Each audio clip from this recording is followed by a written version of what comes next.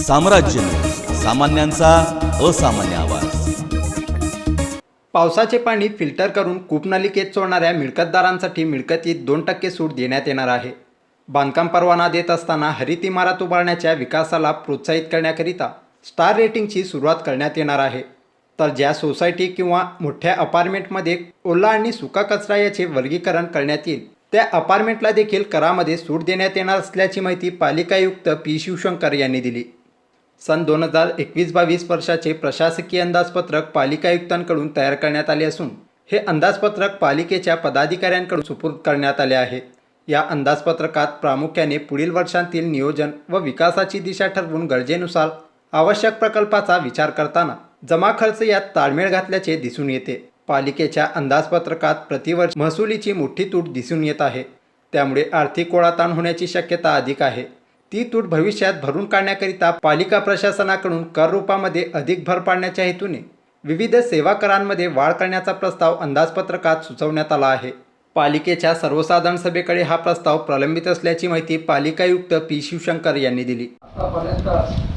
रेंटेबल value किती आहे, म्हणजे भाड्यामध्ये किती देतात त्याप्रमाणे प्रॉपर्टी टॅक्स लागू। त्यामध्ये भरपूर डिस्क्रिमिनेशन असतात, कोणत्या जागाचा किती रेंट असला पाहिजे, किती देणार, मार्केट रेट किती देणार, किती वेगळ्या डिस्क्रिमिनेशन असल्यामुळे तिकडे एक सूत्रता येत नाही। म्हणून आम्ही पुढच्या वर्षापासून कॅपिटल बेसिसमध्ये मिळकती खर्च आकारणी करण्यासाठी आम्ही प्रपोजल करत आहे आणि त्यासाठी आम्ही पूर्ण या वर्षामध्ये आम्ही म्हणजे 21-22 मध्ये पूर्ण त्याची तयारी करून 22-23 पासून कॅपिटल बेसिसमध्ये करण्यासाठी आम्ही प्रपोजल करत आहे।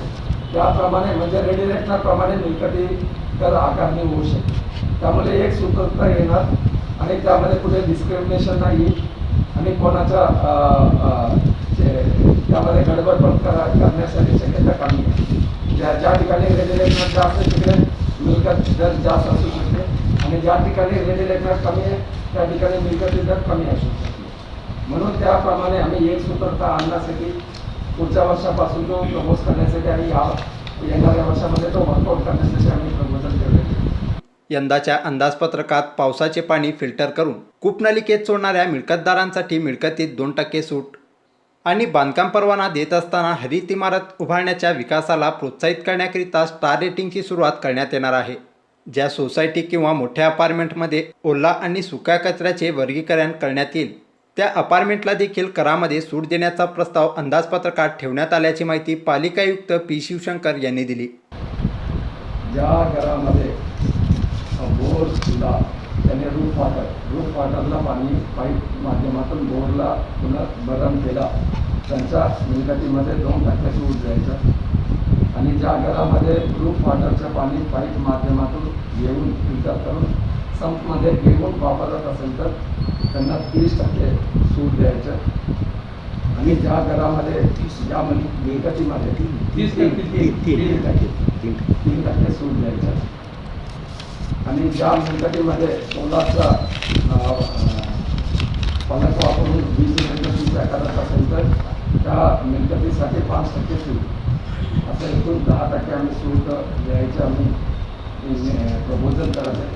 यामध्ये मेन पाणीच्या आम्ही सर्वांना माहिती आहे शहरामध्ये पाणीच्या बद्दल भरपूर वर्षापासून प्रॉब्लेम आहे आणि आता क्लायमेट चेंजच्या अनुषंगाने पण फ्युचरमध्ये शहराच्या मध्ये पाणीच्या परिस्थिती कसं होतील कोणाला माहीत नाही। म्हणून लोकांच्या पासून एक लोक जनआंदोलन म्हणून पाणीच्या बचतचा कार्यक्रम हाती घेतला पाहिजे।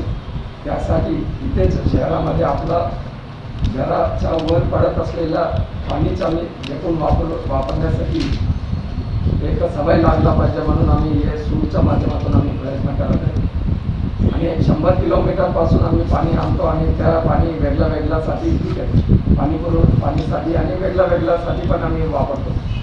म्हणून आता डॅममध्ये पाणी आहे म्हणून आम्ही पाणी मिळू शकते। ज्यावेळेला डॅममध्ये पण पाणी नसणार आणि इकडे तलावामध्ये पण पाणी नसणार, नदीमध्ये पण पाणी नसणार, त्यावेळेला पाणीचा पण पूर्ण संकट कसं होतील माहीत नाही। म्हणून काळेच्या गरज आहे म्हणून पाणीच्या बचतसाठी असा प्रपोजल आम्ही सुरुवात करत आहे।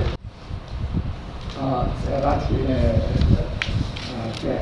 शासनाच्या एक ग्रीन बिल्डिंगच्या कॉन्सेप्ट आहे. त्या ग्रीन बिल्डिंगच्या कॉन्सेप्टच्या माध्यमातून पण जो नवीन इमारत बनतात त्यांच्या डिझायनिंग चेकिंग करून त्यांना सूट द्यायच्या राज्य शासनानं चॅम्पियनमेंट एजन्सी केलेले. त्या एजन्सी माध्यमातून चेकिंग केला त्यांच्या त्याप्रमाणे त्या बिल्डिंगच्या डिझाईन असेल तर त्यांना वेगळा सिल्वर गोल्ड प्लॅटिनम असा वेगळ्या कॅटेगरी केलेले. त्याप्रमाणे पण त्यांना 2.5%, 5%, 7.5% तसं डेव्हलपमेंट चार्जेसमध्ये त्यांना सूट मिळतात आणि मिळकती करामध्ये पण त्यांना सूट मिळतात. आम्ही जो प्रपोज करायचा मिळकत करामध्ये सूट त्याच्या व्यतिरिक्त हे पण असणार आणि याप्रमाणे नक्की नवीन बिल्डिंगसाठी ग्रीन बिल्डिंगच्या कॉन्सेप्टच्या माध्यमातून त्यांना सूट मिळू शकते. त्या माध्यमातून पुढचा भविष्यामध्ये पण शहरामध्ये व्यवस्थित एनर्जी सेविंग वॉटर सेविंगच्या बिल्डिंग असला पाहिजे म्हणून एक कॉन्सेप्ट सुरू करण्यासाठी एक सुरुवात करण्यासाठी आम्ही या माध्यमातून आम्ही पण अंमलबजावणी करत. आमदार भारत नाना भालके यांच्या निधनानंतर पंढरपूर मंगळवेढा विधानसभा मतदारसंघाची पोटनिवडणुकीच्या कार्यक्रमाची आचारसंहिता लागू झाल्याने यंदाच्या वर्षीचे पालिकेचे अंदाजपत्रक आचारसंहितेच्या कात्रीत सापडले आहे.